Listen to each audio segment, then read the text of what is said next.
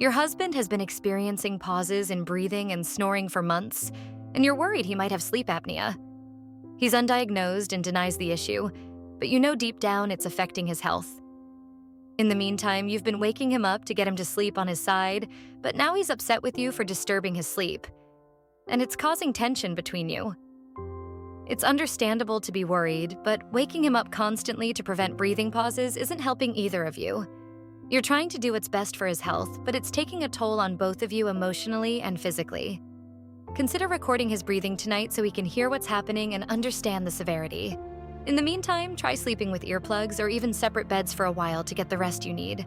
Continue encouraging him to see a doctor, but prioritize your own well-being as well.